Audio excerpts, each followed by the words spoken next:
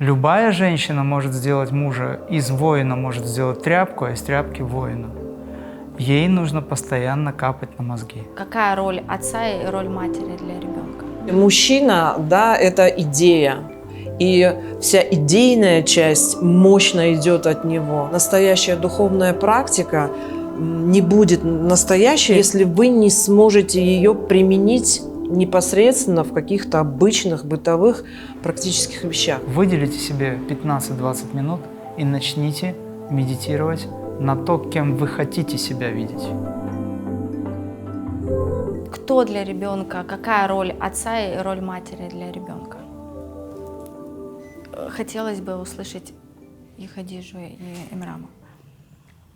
В какой-то момент я осознала, что она для меня, какую она роль для меня играет моя дочь. То есть я еще не знала, какую я роль в ее жизни буду играть, но я осознала, какую роль она в моей жизни играет, то, что она мой учитель. Причем здесь ведь никуда не денешься. То есть или ты вот сейчас справляешься с этой частью себя, или будет очень сложно и тебе, и ребенку, и это все превратится в какой-то ад для обоих. И, конечно, приходилось мобилизовываться и трансформировать очень многие вещи. Потом, когда она становилась старше, видимо, вот этот вопрос, он так вибрировал во мне, да, что я должна сделать для нее, что как и так далее, что со всех сторон обстоятельства мне подсказывали люди. И вот один раз одна наша очень близкая знакомая, она психолог, она мне сделала замечание: ты не чувствуешь, что ты давишь своего ребенка? Ты прям вообще там что-то такое? Я нет, я так. А у нее как раз чуть старшая дочка, мы как бы на равных были с ней. И она просто об этом сказала, сделала замечание, и все. А я не забыла об этом. Я думаю, неужели я реально там ее давлю, там, я что-то ей не даю свободы. Она уже чуть старше была. И я очень серьезно над этим задумалась. И я на самом деле могу поддавливать, потому что моя главная планета Марс. Я все время говорю так: спокойно, сейчас вам не Марс, спокойно. А между прочим, когда предупредишь, так все нормально. Когда люди знают, почему-то ты вдруг... У меня в следующем году вступает период Марса, я всех предупредила, то есть это будет... Уже заранее, да, подготовили? Я уже всех подготовила.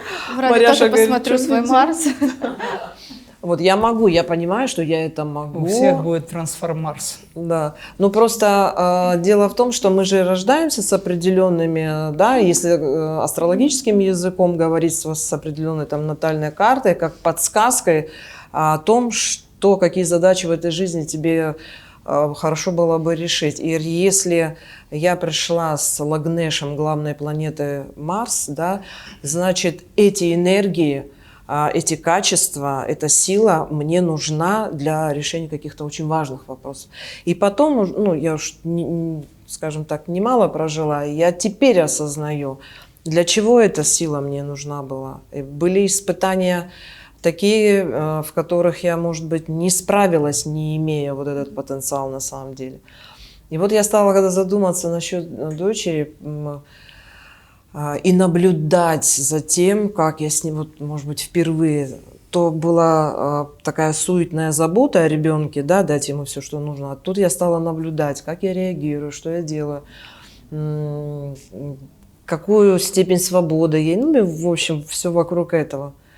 И мне пришла такая мысль. Сначала я стала себя поддавливать. Не надо и на нее там наезжать, давай ей свободу, ты там прям что-то слишком и так далее. Тут на себя все. Вот как вот просто сказанная фраза у меня вызвала такой вихрь. И потом мне пришла, вот опять-таки в медитации, как идея. Мы пришли вдвоем, да, пока вот между нами вот о нас речь. Мы пришли вдвоем друг другу что-то дать. Она выбрала меня в качестве матери, да, в первую очередь. Не я ее выбирала, она выбрала меня в качестве матери. И все, что во мне есть, все мои качества, ей необходимы. И в этом смысле я поняла, что нет прописных истин, а есть кармические взаимоотношения между вот двумя, да, матерью, допустим, и ребенком. И тут уже нет давить, не давить, разрешаю, не разрешаю, даю свободу, не даю свободу. При осознанном отношении к этому вопросу, а осознанном как? Это как раз присутствие, да, вот каждую секунду в том, что происходит.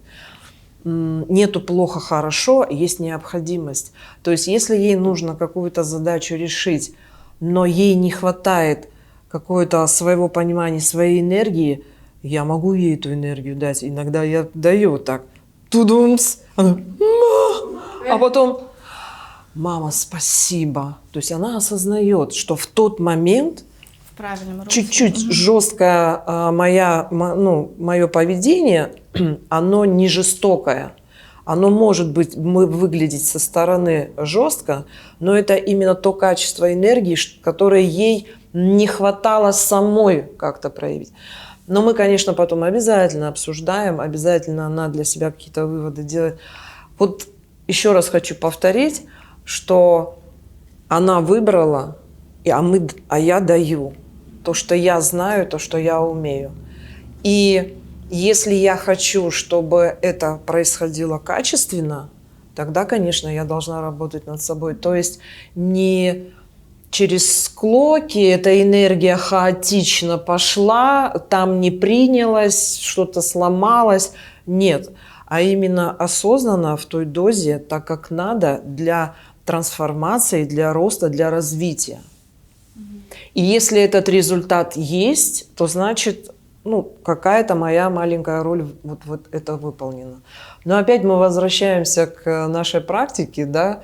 Это в разы проще делать, приобретя вот те навыки, которые вот я в практике. Просто я уже по-другому не знаю как. И вот для меня это самое важное. И если, допустим, те ученики, которые к нам приходят, они себя считают учениками, и если они это словят, то есть, как правило, это происходит с теми, кто осознанно приходит. Они знают, куда они приходят и зачем они приходят.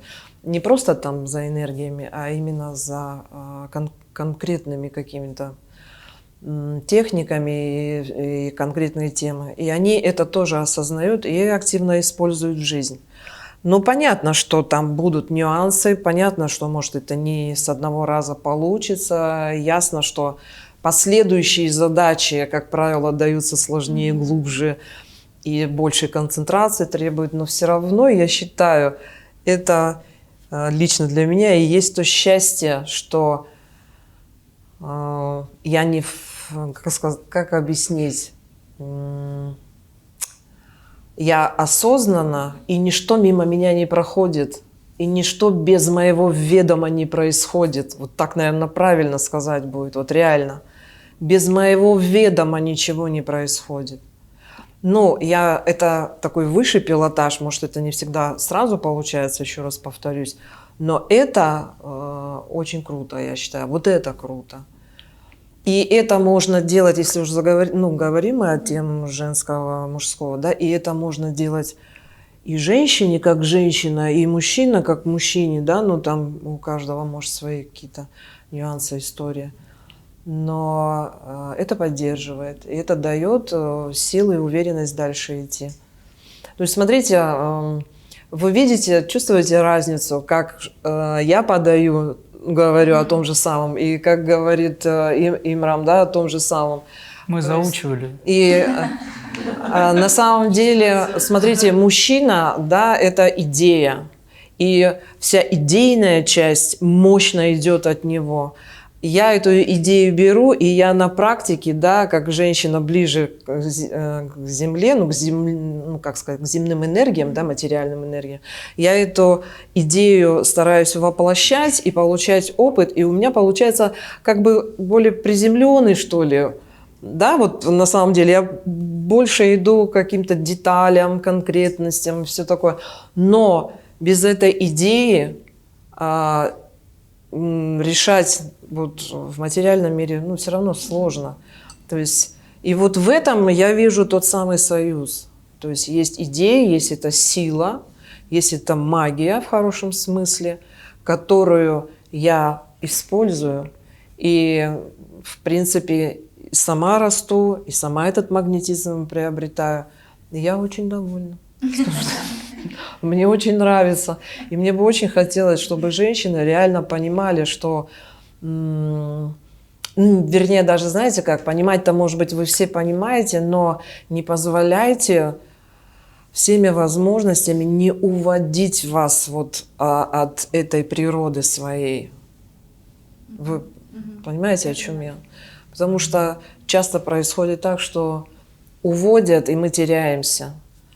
И в этом смысле я очень благодарна своему супругу, что этот магнетизм настолько мощный, что, знаете, как магнит, невозможно, да, отлепить. Чем мощнее магнит, тем сложнее от него железку эту отлепить. И вот это, я даже если захочу, я уже в сторону, не смогу уйти, потому что и в этом его ответственность и осознанность.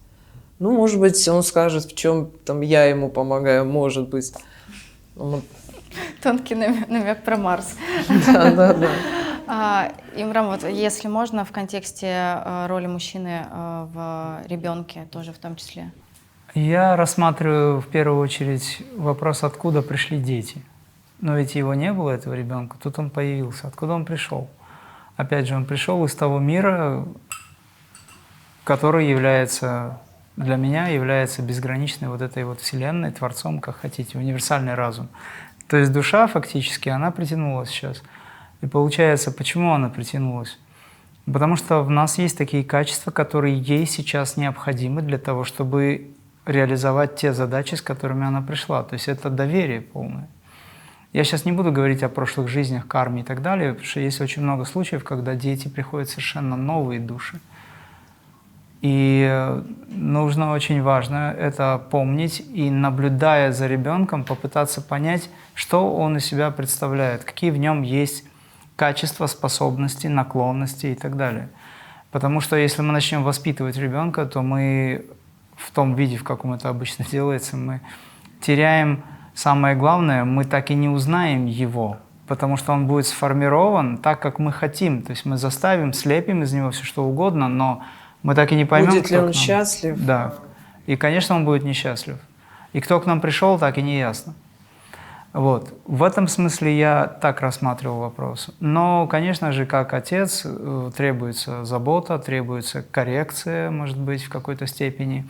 И очень важно, чтобы мужчина, да и женщина, как мать тоже, они показали и другую сторону жизни, потому что ребенок должен чувствовать некоторую духовную силу. Внешне, может быть, выглядит как жесткость, да, то есть, конечно, не обижать, не бить, а просто проявить то, что называется силой. Потому что это необходимо, это часть элемента вот этой силы Вселенной, это воля. Важно, чтобы ребенок очень-очень уважал родителей, и он понимал, что для любого ребенка ребенок должен понимать, что отец для него это Бог, мать для него это Бог. Если мы говорим... Это концепция ведическая, на самом деле. Ведическая, она вселенская. То есть она не религиозная, веда не религия, это ведическая концепция, это как бы закон Вселенной. Есть отец, есть мать. То есть наш мир поделен на мужское и женское. И это взаимодействует. Есть отец и мать. Что такое Ом? Вот мы все молимся Ом. Ом – это отец и мать, по сути. Да. И ребенок должен понимать, что отец – это Бог, мать – это божественная мать, мужчина – это или отец – божественный отец. Да? И тогда уважение, которое взращивается, оно связано с нашим правильным отношением. Если мы уважаем эту душу, мы понимаем, что в ней есть атман, я так рассматриваю, а оболочка вокруг этого безграничного божественного – это личность. И очень важно, чтобы была коррекция, чтобы личность не зашкаливала и не забывала, что атман главнее всего. И тогда отец должен обязательно каждый раз напоминать об этом. Но не критиковать, потому что если мы говорим правду, истину без любви, это критика. А критика, она не воспринимается, это тяжело. Мы тогда подавляем. Но если ребенок чувствует, что за этим стоит забота, любовь, даже если это жестко, иногда приходится такое. Я сейчас не о ней, а вообще в целом рассказываю. Что с ней, в общем, все понятно. Проблем нет. Да. Что бы там Мариам, допустим, в качестве примера не делала, если она пишет такую музыку, какую она пишет, сейчас меня все устраивает. Потому что я знаю, что это ее внутренний мир. А внутренний мир у нее, согласно ее, значит, трансляции, которая происходит через ее творчество, он прекрасен. Любой ребенок абсолютно прекрасен. Очень важно понимать, что помнить, откуда ребенок пришел, повторюсь. Если мы об этом забываем, тогда мы теряем в ребенке то, что называется его творческие способности. Каждая воплощенная душа обладает абсолютно всей палитрой возможностей этой Вселенной. Когда мама говорит: да, у меня ребенок неуч, мама говорит: да, у меня она родилась там, или он родился без слуха, да, ему медведь на ухо наступил. Это все, это уже говорит о том, что сами родители просто нуждаются в трансформации мощной. А дети приходят иной раз для того, чтобы трансформировать родителей. И, конечно же, я, наблюдая за ней, очень часто сам в свое время еще пытался в резонанс войдя, чувствовать, что же она чувствует с той стороны. То есть я просто внедрялся сознанием в ее сознание или в ее тело, образно говоря, да, вот таким образом, и наблюдал, как говорится, этот мир ее глазами, для того, чтобы лучше понять. Вот. Но сама практика медитации, она дает возможность быть полностью отреченным, отрешенным, устойчивым. Поэтому, по большому счету, я вам скажу, что весь мир – это такая иллюзия, вы даже себе не представляете. Мы вот сейчас боремся за что-то, да? Но в реальности этого не существует. Поэтому если говорить о том, что мы должны быть счастливы, что мы сейчас обсуждаем? Мы с разных сторон пытаемся подойти к одному главному вопросу – как быть счастливым. В семье, в браке, если хотите, в союзничестве, да, там, в общении с детьми, с людьми и так далее. Как быть счастливым? Да просто не привязываться ни к чему. Это не безразличие. Непривязанность – это глубокое понимание того, что все это театр. Сати Сай Баба – это мой сад-гуру, учитель всего человечества, вообще всех миров и всего-всего-всего. Он в свое время сказал: вы слишком серьезно относитесь к этому миру. В Коране написано, что человеческая жизнь там ориентировочно 100-120 лет подобна 3 дням, согласно закону Вселенной или времени вселенскому. 3 дня всего. Что мы за эти 3 дня можем успеть? Сейчас у нас не 24 часа в сутках, а 12. Понимаете? Я серьезно говорю. Еще несколько лет назад было 16, уже около 12 часов. Ну хорошо, 13. Пусть будет. Что мы за 13 часов успеем? Мы не успели открыть глаза, уже вечер. Знаете, что в Гималаях есть один монастырь, огонь, лампада, которая горит все время. Туда подливается строго определенное количество масла. И монахи заметили еще много лет назад, что лампада горит, а день заканчивается. То есть там определенное количество масла, и в сутки она горит, или день горит, ну и так далее. То есть они заметили, что огонь горит по принципу, а скорость времени изменилась. И об этом сейчас метафизики говорят тоже, потому что все очень стремительно меняется. Но это очень хорошо, потому что у нас есть возможность быстро и овладеть. И тут очень важно, чтобы мы научились понимать друг друга с точки зрения закона Вселенной. Я всем рекомендую изучать философию космоса, космическую. Когда вы знаете главную формулу жизни, посредством которой можно вычислить любой аспект этой Вселенной, то туда входит и общение с людьми и так далее. Вы можете играть в грозного, допустим, человека, который обиделся, грозного отца или мать, человека, который радуется, если кому-то это надо, он создает эту радость, либо человек, который, допустим, там, делает вид, что он обиделся, либо он там, хочет как-то решить вопрос серьезно очень. Это нужно для мира, это управление. Но вы никогда не меняетесь по отношению к этому миру, потому что вы не отождествляете себя с этим. В общении с близкими, с детьми лучше всего общаться с душой.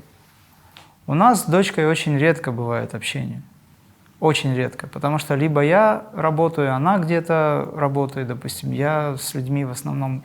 Я очень мало внимания уделяю так вот внешне общению с своими близкими людьми, очень мало, потому что практически все это время занимает консультации, люди, звонки.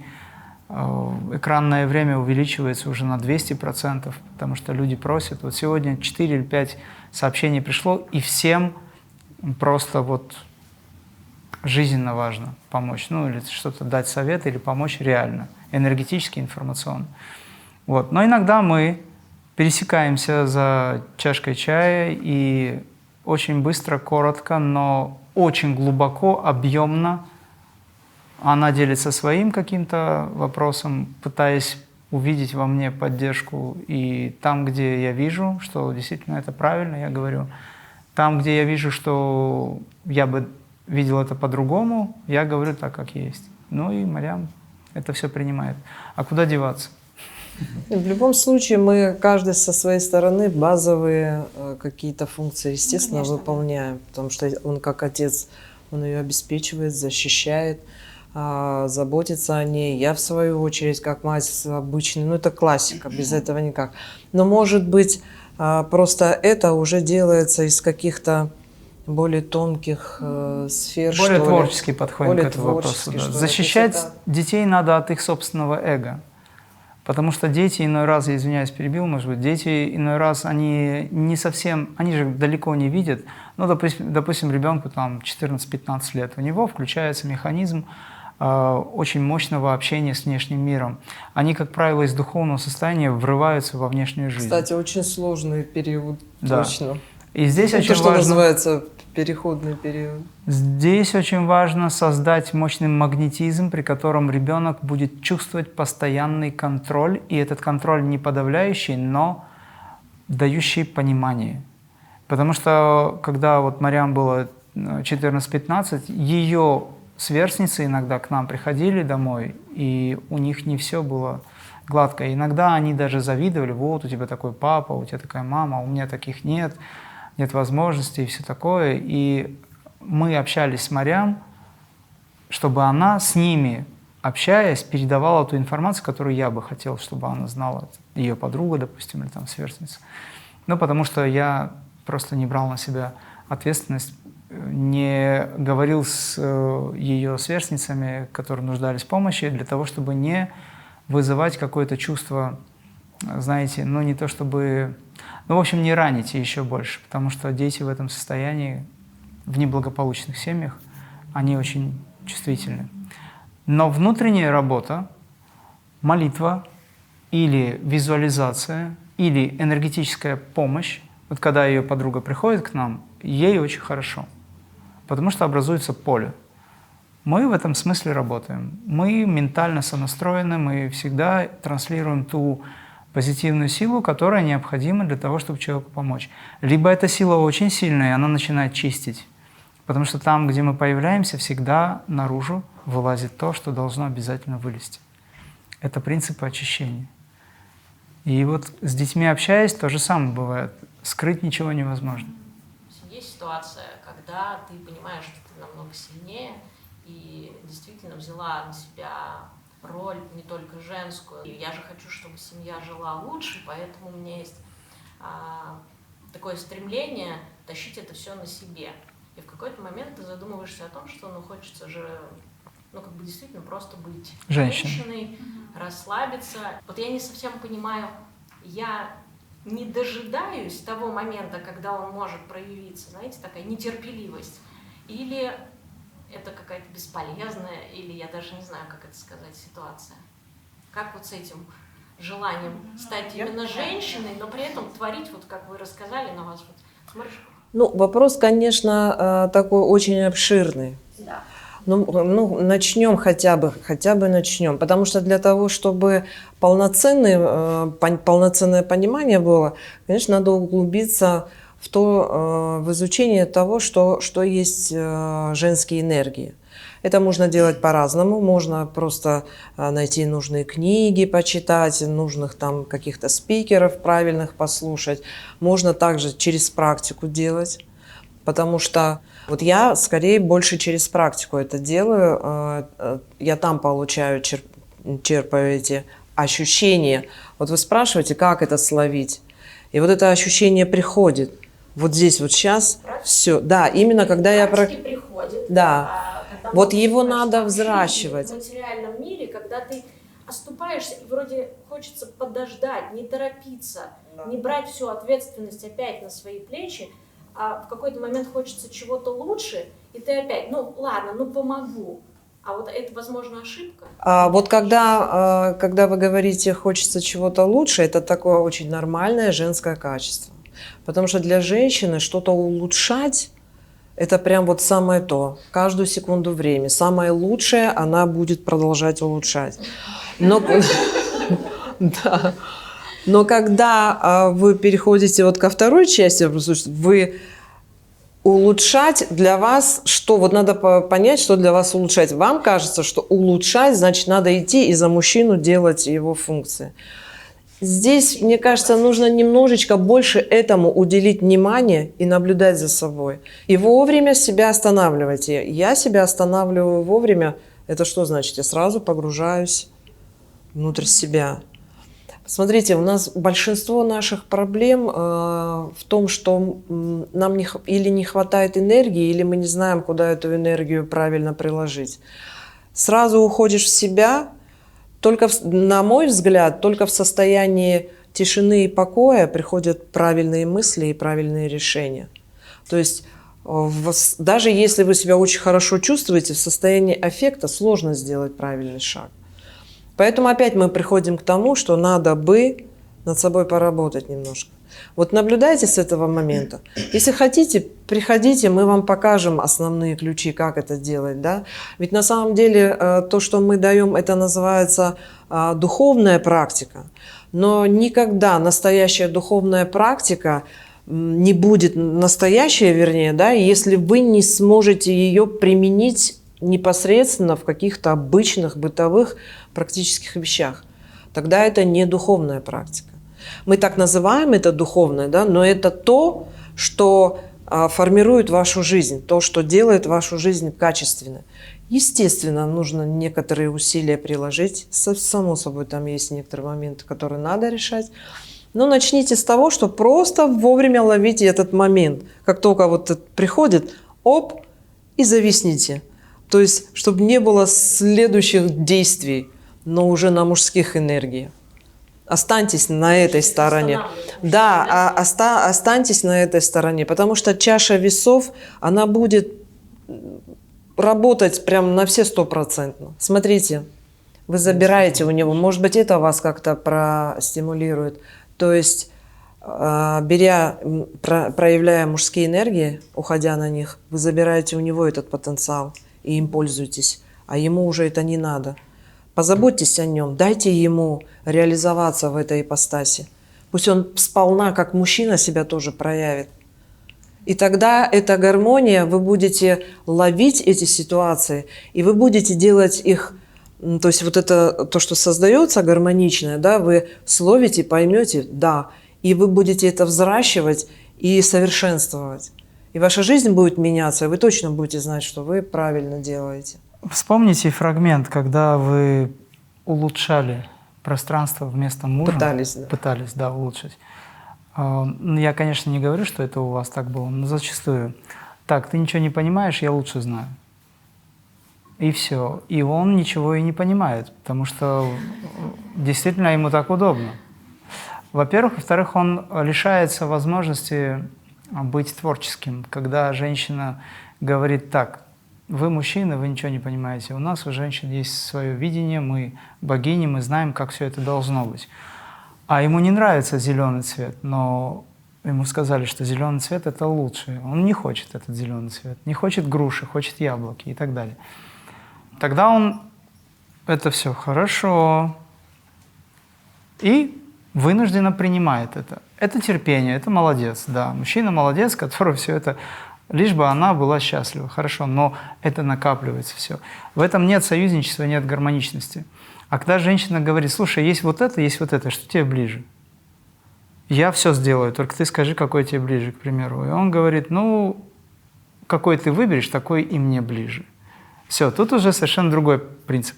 Просто пример. Да, вот этим вещам нужно учиться. Вообще, на самом деле, это магия управления. И женщина, она очень хорошо с этим справляется.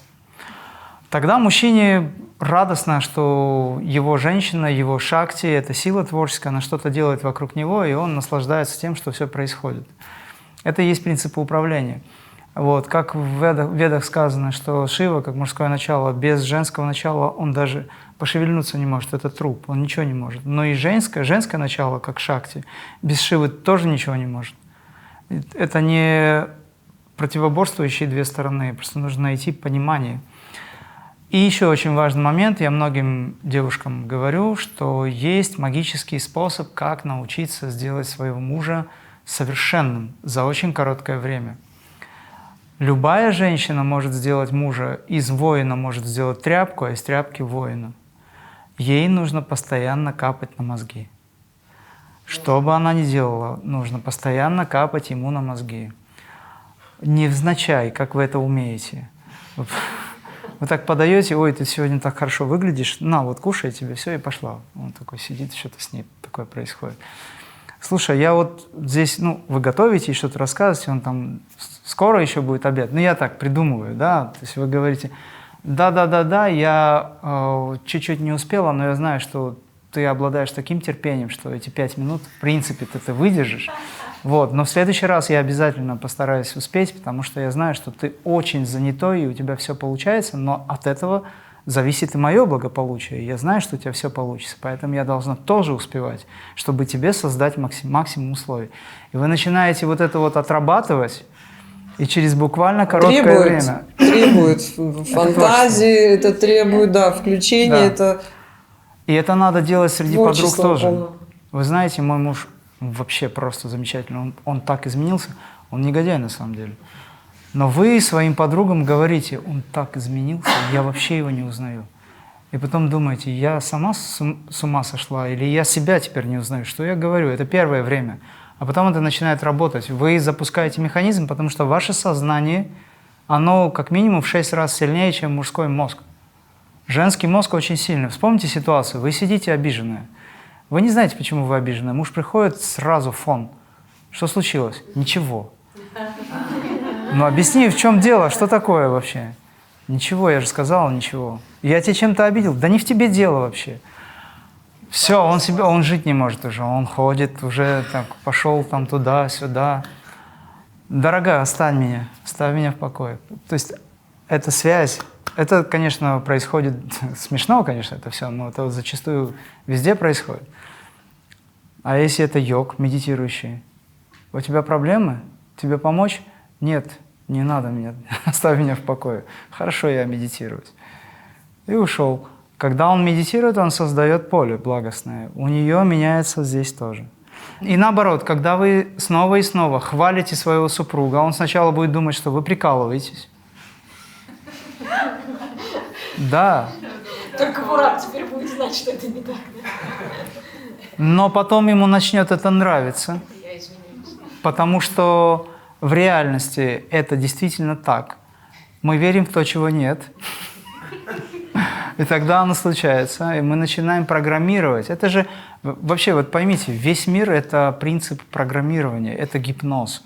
Мы должны либо выйти из-под гипноза, либо создать тот гипноз, образно говоря, внушение, которое нас формирует позитивно. Реклама что такое? Весь мир на рекламе построен. Вся каббала работает с точки зрения воздействия символов. Это символика, она на нас влияет. Красивый зал. Очень красивый зал. Это уже йога.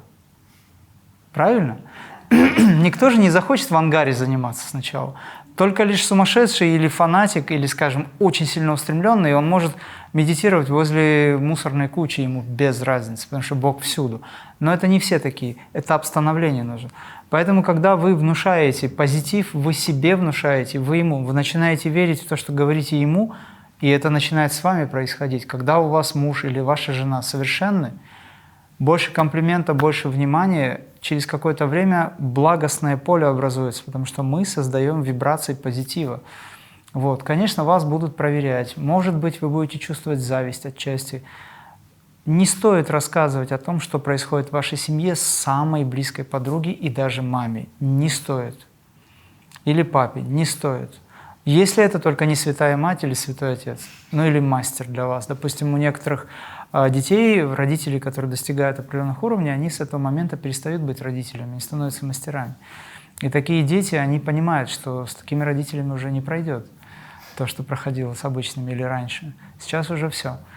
Но чисто человеческие, материнские или отцовские качества никуда не деваются, потому что любовь, она остается. Если вы даруете безусловную любовь, и, кстати, момент гневливости или злости на своих близких людей из-за того, что вы не получаете от них то, чего ожидаете, это проблема каждого человека. Эта злость нивелируется вашим постоянным излучением сначала здесь, потом здесь, вот этой безусловностью и постоянным капанием на мозги, образно говоря. Все это меняется. Вот попробуйте для интереса. Но не забывайте про себя, что капать себе на мозги – это тоже себя формировать. Если вы снова и снова говорите, вот, у меня ничего не получается, вот сейчас опять будет, вот сейчас придет снова одно и то же. Это старые программы, их надо просто дематериализовать. За счет чего? Выделите себе 15-20 минут и начните медитировать на то, кем вы хотите себя видеть. Начните это делать настоящим, свершившимся. Начните медитировать, обращаясь к Высшему. Обязательно, без этого не получится. Обращаясь к Высшему, говорите о том, что вы готовы принять новую себя. Вы готовы принять новую жизнь, которая должна через вас пройти, чтобы помочь всем близким. И здесь уже не эгоистический момент. Вы готовы принять все энергии, которые нужны для этого. Во благо себе и окружающим. Говорите об этом. Представляйте это и моделируйте себя новую. В этом заключается духовная практика. Не в том, чтобы быть зацикленным на проблемах, а в том, чтобы быть зацикленным на том, кем вы хотите себя видеть. Понимаете, о чем речь? Я неудачлива, я совершенно успешна. Все, забудьте о неудачах. Есть успех. Ну и так далее. Я хотела еще, знаете, наверное, может так сложиться такое впечатление, что когда мы говорим, что мужчина берет заботу о семье, в том числе материальное обеспечение и все такое, а что ж теперь женщине ничего не нужно делать? Нет, на самом деле женщина тоже может себя реализовывать в том, что ей нравится. Да? Много творческих женщин в искусстве, где бы ни было. То есть у каждой есть что-то, чем бы ей хотелось заниматься и в чем бы ей хотелось развиваться. Этим можно заниматься. То есть, допустим, вы ищете какую-то деятельность, или вы уже знаете, чем бы вы хотели заниматься, и вы это делаете для себя, потому что вам это нравится, потому что в этом у вас есть возможность расти, развиваться. Но это никогда не должно быть для вас предметом зарабатывания. Понимаете? Вот, допустим, я рисую в свое удовольствие, мне нравится. Ну, просто стоять и там что-то калякать, ну, вроде как неинтересно, хочется в этом развиваться, так? Я, значит, учусь там у кого-то как-то сама что-то, и я в этом настолько расту, что вдруг мои картины становятся кому-то интересными. Но когда я в этом росла, у меня не было мысли, что вот, я там научусь, я начну это буду продавать направо-налево, я буду богатой, и все такое. Нет, мне нравился процесс, мне нравилось то, что я в этом развиваюсь.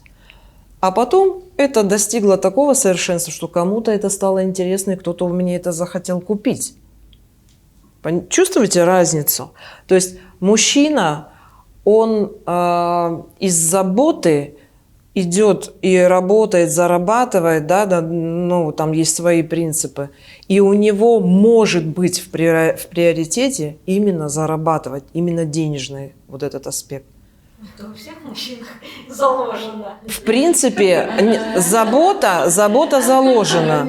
Просто дело в том, что мир же изменился, мир перешел на вот эти товарно-денежные отношения. Раньше это было, если представьте, мы на природе живем, да, то, конечно, мужчина берет на себя заботу в виде, там, дрова поколол, там, на охоту пошел, там, ну, и все такое, то, что связано с мужским.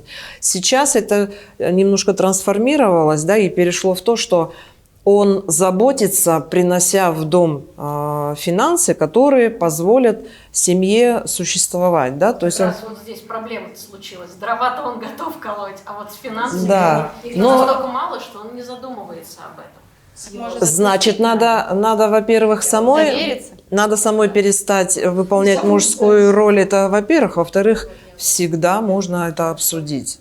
Кстати, вот это, наверное, самый сложный момент в отношениях, что очень сложно найти слова нужные. Ну, благо сейчас этому учится, это все открывается, что можно обсудить, можно об этом говорить и не самой бежать, да, пока он там очухается, а его стимулировать. Буквально секундочку. Когда вы ему, капая на мозги, я снова и снова повторяю это, начинаете говорить, что он успешный, у него все получится. Да, сейчас у нас нет денег, но я в тебя верю, и я знаю, что у тебя получится. Вы начинаете программировать его, моделировать, и у него открываются возможности, потому что вы тоже начинаете верить.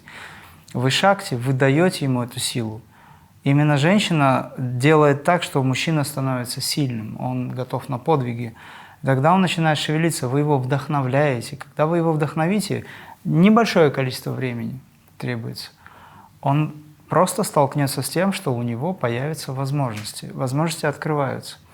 Конечно, если люди обращают, скажем, внимание на духовные ценности, то эти возможности гораздо быстрее открываются.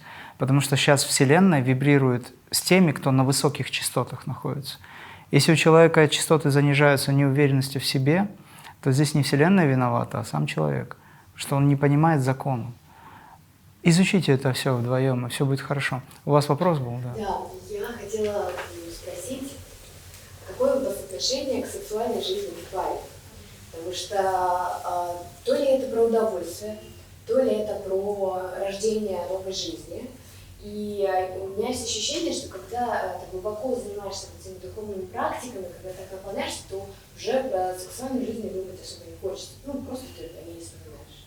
Ну, смотрите, есть школы, допустим, йога, да, которые запрещают это все только для рождения детей, либо вообще запрещают. Такие люди, как правило, становятся не очень здоровыми, потому что сексуальная энергия, она очень сильная. Весь мир — это то, что создано на основе вот этой сексуальной энергии. Да? То есть сам Творец, он тоже, как говорится, в самом себе весь мир зачал, образно говоря. Так нельзя говорить, но тем не менее где-то так есть. Он родил из самого себя это все. В медитации, когда вы в самадхи окажетесь, вы поймете, как все создавалось. Вот. Но проблема в другом, что сознание людей застревает в Муладхара Свадхистана чакре. И тогда, конечно, они ничего не видят, кроме этого. Это первая проблема. Ну, не проблема, а, скажем, первый нюанс, с которым надо работать. Второй нюанс – это излишнее количество интоксикации организма, грязная кровь из-за неправильного питания, дыхания и мышления, где собранные токсины в теле, они стимулируют половые органы и начинают заставлять человека постоянно думать о сексе. И это тоже болезнь, потому что нормальный человек в обычном нормальном человеческом состоянии, он не хочет так все время того, к чему сейчас все стремятся безудержно. Плюс воздействие, реклама и все такое. Там везде сексуальный подтекст. Это можно делать только тогда, когда вы знаете, для чего вы это делаете, ради чего это происходит. Дело в том, что два человека, которые друг друга любят или которые хотят передать друг другу очень что-то важное, сокровенное, они входят в это соитие не ради удовольствия только. Оно может быть, потому что на начальном этапе оно и есть, потому что ради этого люди.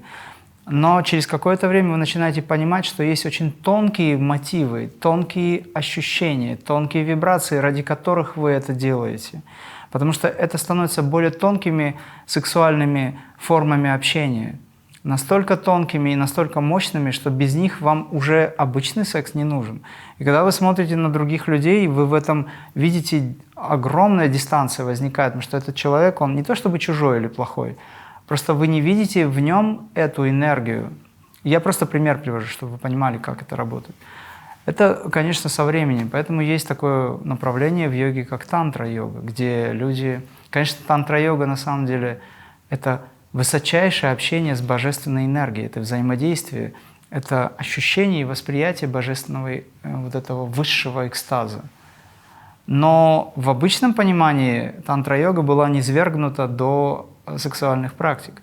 Но они, в свою очередь, могут дать этот толчок, и результат, как говорится, будет когда-то.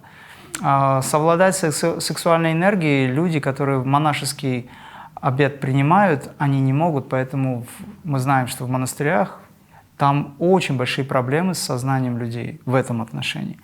Поэтому лучше обретать семьи, которые рождают новых, скажем, людей, да, обладающих совершенно адекватным восприятием этой жизни. То есть люди... Вообще, что такое монашество в этом отношении? Брахмачари – это люди, не которые бегут от того, что якобы под запретом находится. Это люди, которые способны спокойно относиться к тому, что очень сильно манит, или притягивает, или привязывает. Настоящее монашество – это независимость от чего-либо, но возможность использовать это. Вот этот уровень универсален. То есть, проще говоря, ничего плохого в этом я не вижу, за исключением того момента, когда люди начинают злоупотреблять. Мужчина теряет энергию в общении, поэтому ему нужно преобразовать свою силу, мужскую силу, в высокую трансцендентность. Он не должен терять семя так часто, как это делает в современном мире любой из людей, потому что он тупеет. У меня есть ролик «Тот, кто много ест, тот тупеет». А есть следующий ролик, видимо, будет такой же. Тот, кто много себя так ведет, он тупеет, он быстро умирает, действительно, потому что для мужчины это очень важно. Женщина, она собирает эту энергию. Там другая проблема. Не все женщины могут принимать эту энергию. Да. Совершенно верно, да. Вот, и на определенном уровне тогда возникает отношение среди... Ну хорошо, а что делать людям в 60-летней паре, к примеру? Что там, любовь закончилась? Разве у нас любовь может быть в зависимости от сексуальных отношений? К примеру, есть люди, когда, ну, у меня уже все, у меня уже к этому человеку ничего нет, я остыл, и все, и жизнь тоже совместная никак. И я просто в качестве примера говорю, а где внутреннее, где духовное чувство, где любовь безусловная выше вот этих вот сексуальных центров? Или хотя бы ответственность и уважение, к примеру, это все куда-то девается, потому что нас воспитывают, ну, не нас, а людей, в основном детей, юношеский сейчас возраст, их воспитывают по-другому, они подвержены этому неправильному влиянию. В общем, подытожив, я скажу, что это не хорошо и не плохо. Если человек понимает это все, он с этим работает. Если он не понимает, то жизнь его заставит понять это. Я всегда говорю, научитесь сами, изучая это все, двигаться, пока жизнь вас не заставила это делать. Потому что когда она заставляет, это неприятно. Соответственно, нужно как-то стараться. Наверное, такая же актуальная проблема сегодняшнего времени, то, что очень большой акцент делается на это. И так как какие-то духовные аспекты тоже подавляются, создается впечатление, что это та основа, база, на которой можно строить отношения. Это очень большая ошибка. И вот если вот в этом направлении понимать, что это часть жизни, да, она интересная часть, там много чего можно для себя почерпнуть, использовать, трансформировать, сублимировать и так далее, но это часть. И формировать будущие отношения только на этой теме было бы очень неправильно. Это застревать очень. Внизу, на самом деле, да. А мы должны подняться над этим. Там тоже есть и творчество, все там. Это такой же полноценный аспект жизни. Но опять осознанность в этом проявляется в том, что ты понимаешь эти механизмы, ты знаешь, для чего это нужно, как это работает. Опять-таки приходишь к тому, что нужны знания. Вы же сами сказали, когда вы чувствуете наполненность, вам ничего этого не нужно. Конечно, хватит два человека. Да. Никогда один человек чувствует наполненность, а второй еще Да. нет. Но когда вы чувствуете Хочется наполненность, держаться вместе. Вы готовы наполнить и другого человека, и не обязательно это делать таким способом, как это делают в жизни. Да? Есть наполненность другая, когда вы проявляете… Опять же, что такое удовольствие? Это стремление к счастью. Что такое счастье? Это стремление к блаженству. Человек, который медитирует, он достигает блаженства, и внешне это выглядит как счастье, а удовольствие уже там, где-то очень внизу, и оно ему не нужно. Вот. Вы знаете, что во время, допустим, сейчас же как людей воспитывают? Получил ты оргазм или не получил ты оргазм? Вот если не получил, значит все, жизнь не удалась. А что такое оргазм? Это телесно, это фактически, вот если брать чакры вдоль позвоночника, это намек, просто намек по лепесточкам, проходится энергия, просто еле затрагивая. И тогда человек испытывает это чувство очень конечное, очень короткое, и ему как бы хорошо. Затем он все время думает, как бы это хорошо продлить. А это всего лишь намек на то, что может быть, если чакры начнут раскрываться по-настоящему. Тогда мы приходим к такому пониманию, как вселенское чувство, вот этого безграничного чувства радости, которое возможно только когда вы открываете в себе этот центр. Естественно, это можно сделать вдвоем, если люди увлечены, здесь уже сила тантры, либо вы тогда одиночно работаете, отдаете свой супружеский долг, если вы считаете нужным, значит, соответственно. Очень важно, чтобы это здесь было. Если это только внизу, то там не работает ничего. Но когда здесь, тогда возникает привязанность. Те люди, которым вы даете мощный импульс сердечный, они начинают привязываться, потому что они еще внизу находятся, а вы здесь. И эта привязанность начинает их заставлять страдать, он уже без вас не может. Когда вы даете мощный импульс сердца, ему говорят, мне ничего не надо, лишь бы ты был рядом, все. И тогда это говорит о том, что человек готов к этому возвышенному чувству, ему надо помочь подняться, чтобы не было привязанности. Потому как только есть привязанность, любая привязанность любовь устраняет. Когда человек говорит, я тебя люблю, но эта привязанность – это не любовь. Это привязанность, это насилие над собой и над тем, кого ты якобы любишь. Поэтому здесь должно быть это чувство. Вот мастера все транслируют эти чувства отсюда. Они говорят, что иной раз приходится даже жестко поступать для того, чтобы отсечь эти привязанности. Такое случается. Это зависит от того, как мастер работает в той или иной степени. Каждый человек в той или иной сфере жизни может быть мастером. Он может действительно поступить иногда, или женщина более осознанная, или мужчина говорит, так, все. Это больно, но сейчас все. Зато потом его друг или человек, кто там, с кем он был, он говорит, хорошо, что вот так прошло, я теперь понимаю. Понимание всегда, как, к сожалению, позже приходит. Потому что сначала есть эмоции, зашкаливает, это все хочется, потому что есть привязанность и желание. Будда сказал, избавьтесь от желаний, и все будет у вас хорошо. В свое время он это сделал. Я думаю, что ему не легче было уйти от прекрасной красавицы жены, от его детей, оставить все и уйти в лес и быть отшельником. Это нелегко на самом деле, но он понимал глубокий принцип всего этого. Сейчас, слава Богу, нам не требуется этого. У нас нет таких задач, чтобы всех бросить. Мы просто должны понимать, что все совершенны, и что никто нам, как вещь, не может принадлежать. Но мы должны научить себя, понимая это, отдавать. И чем больше мы отдаем, тем лучше. Это можно делать либо… Вот хорошо, простой пример. Вот вы говорили о том, что сложности в семье. А если вы чувствуете любовь, разве эти сложности для вас важны? Я понимаю, что трудно, дети и так далее, там, может быть, семья, там, какие-то проблемы. Но когда женщина чувствует настоящее мужское плечо, на которое можно опереться, а мужчина чувствует, что она поддерживает, и она вдохновляет его, никаких проблем не будет. Ты развиваешься, а второй человек в паре не занимается вот этим духовным развитием, как раз и Аня про это говорит, два же человека в паре. И когда ты наполненный, тебе не нужно этой дополнительной сексуальной энергии, а тебя как бы это требует, и ты думаешь, что я женственная от этого. И вот это женское тоже в этот момент убивается. Это ваше отношение. Вы должны поменять, конечно, да. Не то, что работать над собой, нет. Я сейчас объясню, в чем дело. Во-первых, существует супружеский долг. Допустим, вам это не надо, но ему надо. Вы с точки зрения общения, с точки зрения космического закона и, скажем, жизни вдвоем, вы не должны бросать человека. Тогда вы должны либо компенсировать как-то, либо вы должны дать то, что он просит, потому что он на таком уровне. Да? Но ваше отношение к этому должно быть изменено. Потому что если вы говорите, вот я накопила энергию, я медитировала неделю, и вдруг потом пришлось все это, ну, он забрал у меня все. Но ему это нужно. Он не может забрать вообще. Ну, к примеру. Ты не отдаешь, ты не отдаешь.